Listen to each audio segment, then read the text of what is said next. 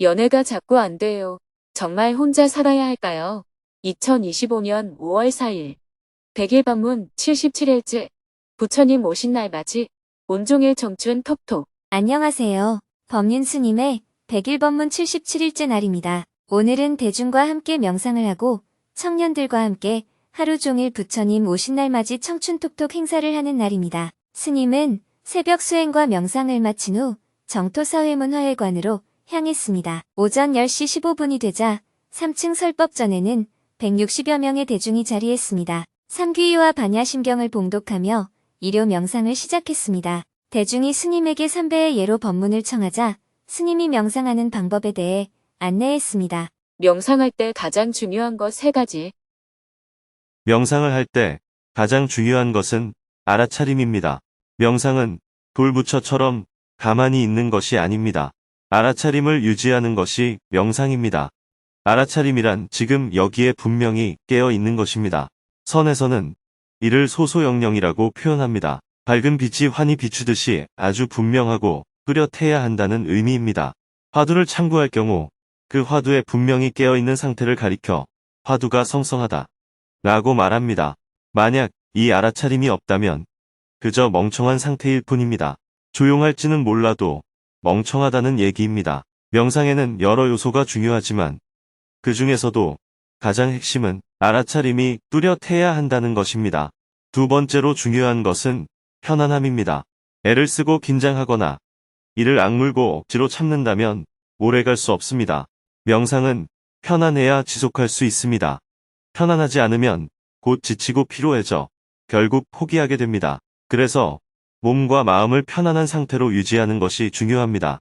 세 번째로 중요한 것은 집중입니다. 명상을 할 때는 어떤 한 가지에 마음이 집중되어야 합니다.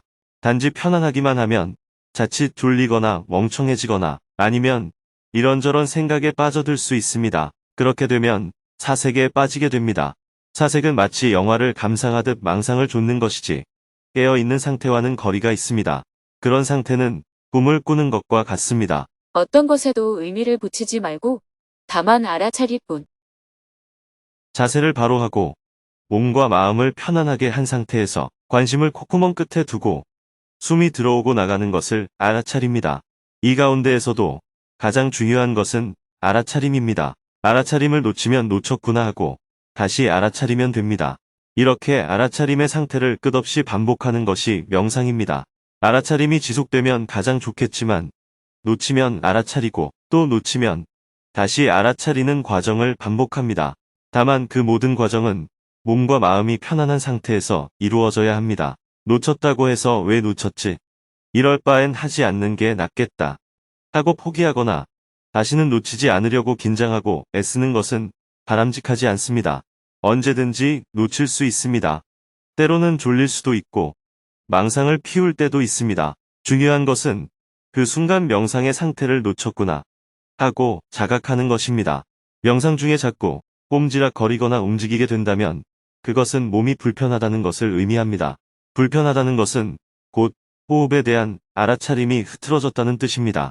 호흡이 아닌 몸의 다른 감각에 마음을 빼앗겼다는 얘기예요. 여러분은 움직이라고 하면 피곤하다고 하고 가만히 있으라고 하면 답답하다고 합니다. 아무 할 일 없이 가만히 있어 봅니다. 가려움이 있거나 불편함이 느껴지더라도 불편하구나, 움직이고 싶구나 이렇게 알아차릴 뿐입니다. 또한 머릿속에서는 저절로 이런저런 생각들이 꼬리를 물고 일어날 수 있습니다. 그러나 거기에 의미를 부여하거나 따라가지 않습니다. 생각이 일어나는 것은 어쩔 수 없습니다. 마치 몸에서 불편한 감각이 일어나는 것처럼 말입니다. 그런 가운데에서도 호흡을 알아차립니다. 이러한 관점을 가지고 명상에 임하면 됩니다. 자, 이제 자세를 바르게 합니다. 스님의 안내가 끝나자 죽비 소리와 함께 명상을 시작했습니다. 30분간 명상을 한 후 다시 죽비 소리가 울렸습니다. 10분간 포행을 했습니다. 포행 시간입니다.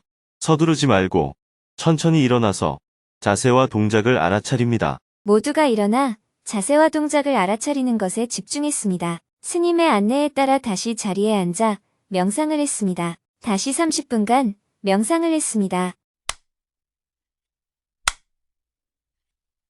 30분간 3번 명상을 한 후 마쳤습니다. 대중은 모둠별로 마음 나누기를 하였고 스님은 지하 공양간에서 대중과 함께 점심 식사를 했습니다. 오후 1시에는 청춘톡톡 행사에 참가하러 온 배우 조인성님, 김재동님과 반갑게 인사를 나누었습니다. 오늘 강연료 대신 선물로 드립니다. 스님은 우리말 사전인 푸른 배달말집과 스님의 신간인 혁명과 붓다를 선물했습니다. 반갑게 인사를 나누고 오후 2시가 되자 청년들이 여러 가지 참여 마당을 마련한 2층 휴게실로 다 같이 이동했습니다. 스님은 조인성님, 김재동님과 함께 부스 이곳저곳을 돌아보며 청년들을 격려했습니다.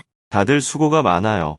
재미있어요? 네, 청년들이 다들 재미있게 참여하고 있습니다.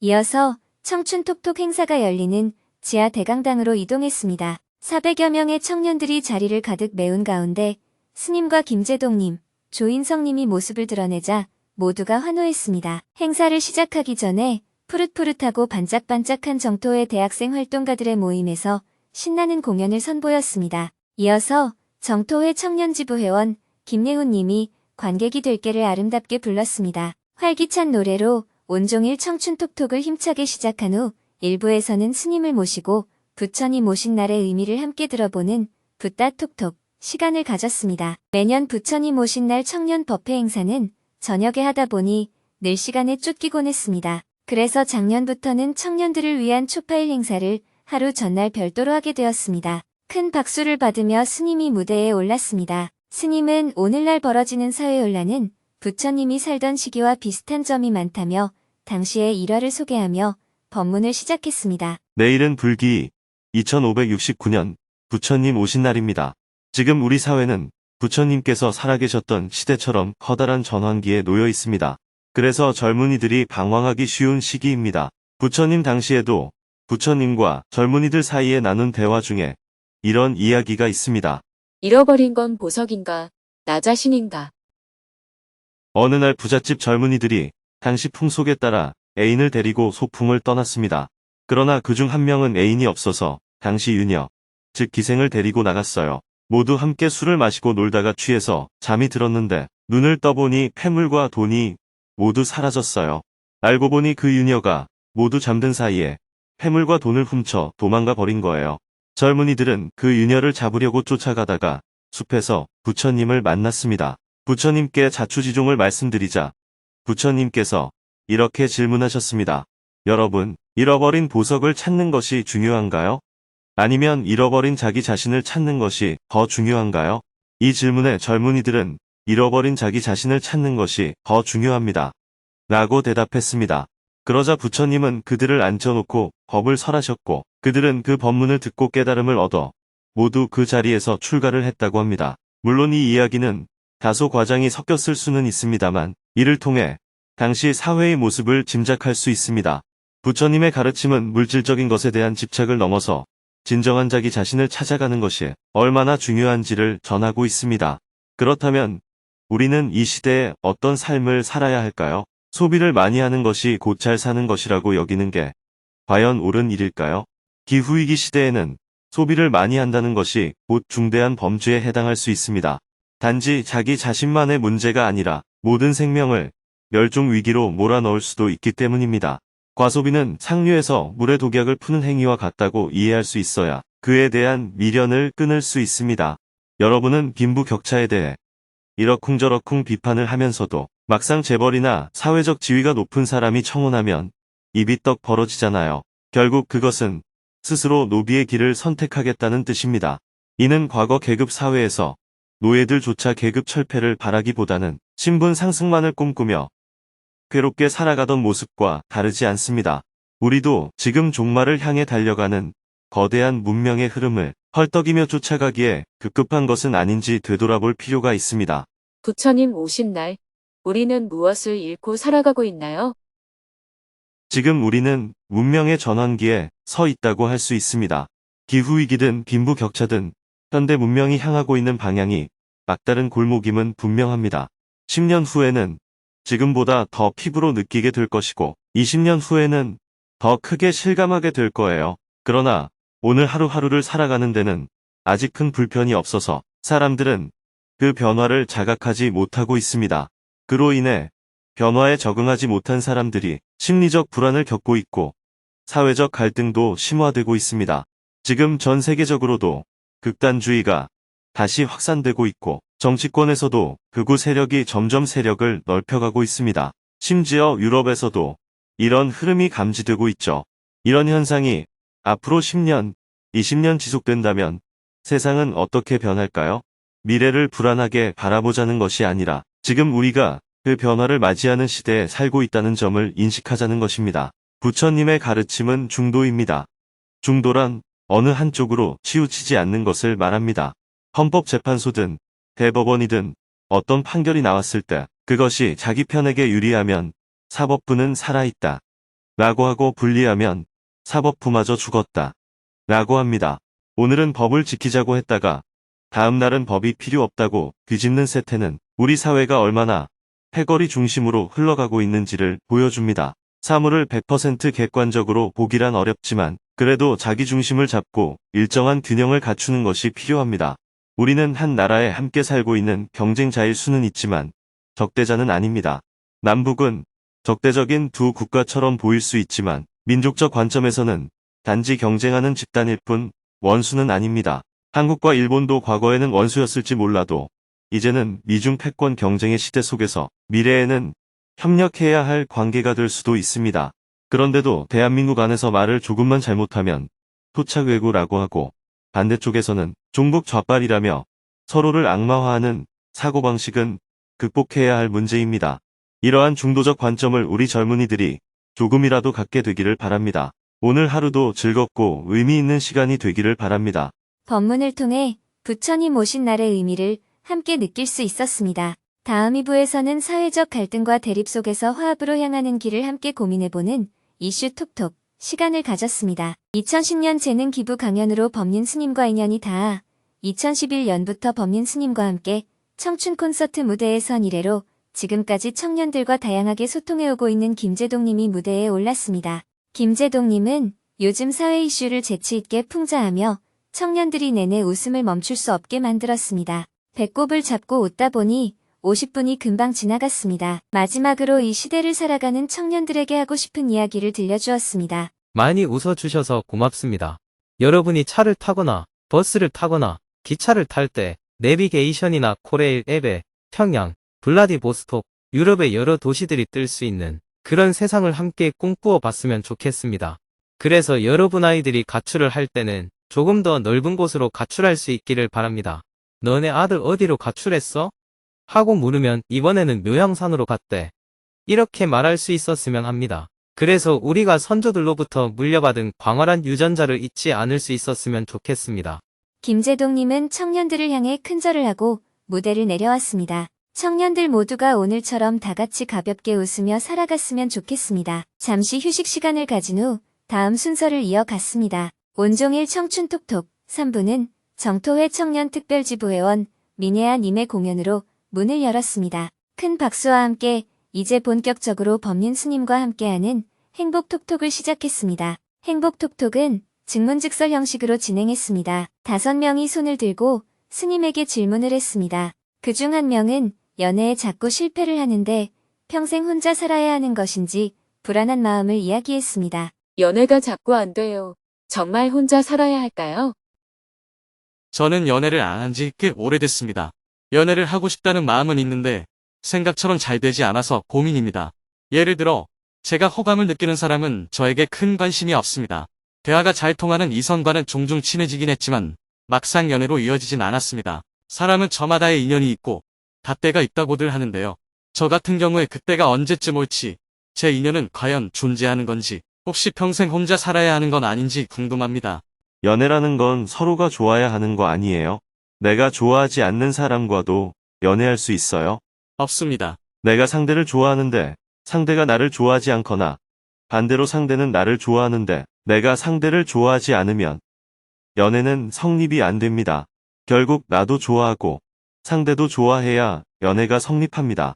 확률적으로 말하면 어떤 사람을 만났을 때 연애로 발전할 확률은 25% 정도입니다. 왜냐하면 4가지 경우의 수가 있기 때문입니다. 첫째, 나도 좋고 상대도 좋은 경우입니다. 둘째, 나는 좋지만 상대는 그렇지 않은 경우입니다. 셋째, 나는 안 좋은데 상대는 좋은 경우입니다. 넷째, 나도 안 좋고 상대도 안 좋은 경우입니다. 이 4가지 중에서 나와 상대가 모두 좋은 경우는 하나밖에 없습니다. 그래서 4명을 만나면 그 중에 1명 정도만 연애로 발전할 가능성이 있는 겁니다. 사람을 만난다고 해서 다 연애로 이어지는 건 아닙니다. 내가 좋아하면 연애가 된다. 라는 것은 착각입니다. 사람을 사귀다 보면 자연스럽게 서로 호감이 생기고 그 호감이 연애로 발전해야 합니다. 그런데 요즘 사람들은 연애 안 한 지 오래됐다. 연애 한번 해보고 싶다. 하면서 연애 자체를 목적으로 삼아 사람들을 만납니다. 이렇게 접근하는 방식은 상대방을 너무 연애의 대상으로 규정하는 건 아닐까요?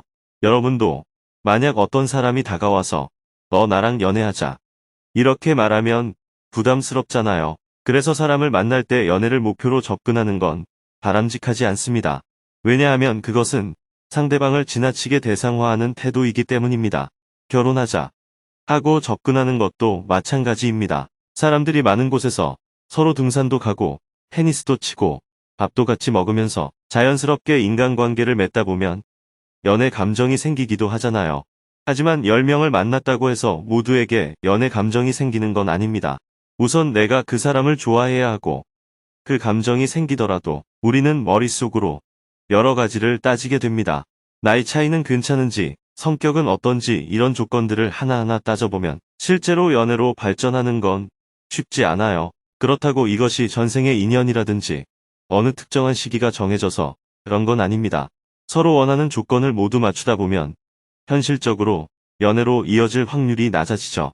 질문자가 만약 나이 차이를 좀 더 넓힌다든지 외모를 고려하지 않는다든지 조건을 좀 더 유연하게 넓힌다면 연애로 발전할 가능성이 높아집니다. 그러나 질문자가 이런 조건들을 고집한다면 연애로 이어질 확률은 매우 낮습니다.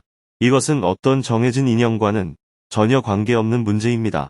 결국 연애하고 싶다면 조건을 낮추면 되고 조건을 고수한다면 그만큼 오래 기다려야 해요. 저도 조건이 많아서 이렇게 오래 기다리고 있어요. 그러니 조건이 많으면 법륜 스님처럼 될 확률이 높구나. 이렇게 이해하시면 됩니다. 제가 항상 생각이 좀 한쪽으로 편향되었던 것 같습니다. 스님 말씀을 들으면서 상대를 대상화했던 제 태도를 다시 돌아보게 되었습니다. 많은 것을 깨달았습니다. 감사합니다. 스님과의 대화를 통해 마음이 한결 가벼워지는 시간이었습니다. 마지막 4부는 많은 배우들의 멘토이자 매번 가슴 울리는 작품을 시청자들에게 선물하는 노희경 작가를 모시고 인생 톡톡을 이어나갔습니다. 노희경 작가의 대표작인 괜찮아 사랑이야, 디어 마이 프렌즈에 나오는 명장면들을 영상으로 함께 본 후 사회자가 드라마와 작가의 인생에 대해 여러 가지 질문을 했습니다. 다음 작품인 천천히 강렬하게가 촬영을 시작했다고 들었습니다. 요즘 어떻게 지내시나요? 초고가 끝났습니다. 요즘은 촬영 현장에서 궁금한 점에 대한 질문이 계속 들어오고 있습니다.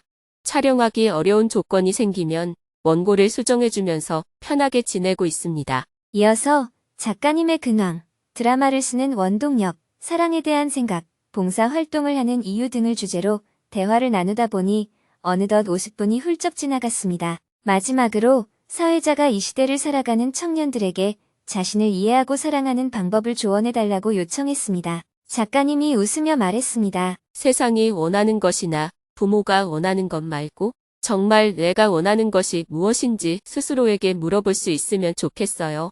내가 무엇을 좋아하는지 한번 종이에 적어보세요.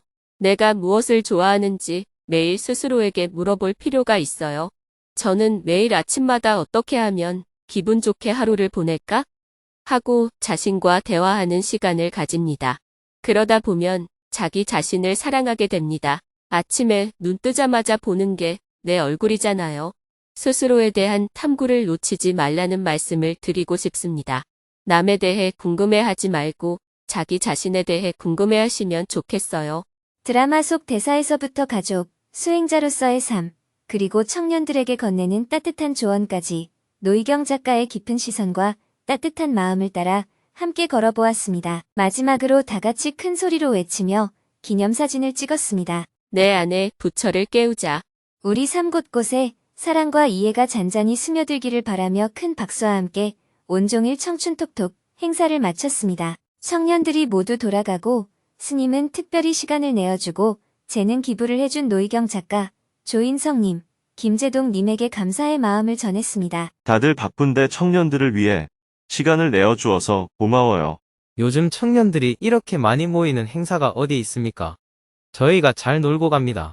내일 부처님 오신 날 오후에 열리는 사회 인사 법회 때 다시 만나기로 하고 스님은 6층 스튜디오로 향했습니다. 모레 수행법회 시간에 내보낼 법문을 녹화한 후 하루 일과를 마쳤습니다. 내일은 불기 2569년 부처님 오신 날입니다. 오전에는 정토회 회원들을 위해 봉축 법요식을 하고 오후에는 사회 인사를 위한 법회를 한 후 저녁에는 베트남 상가 초청으로 UN 베삭데이에 참가하기 위해 인천공항을 출발하여 밤새 비행기를 타고 베트남 호치민으로 이동할 예정입니다.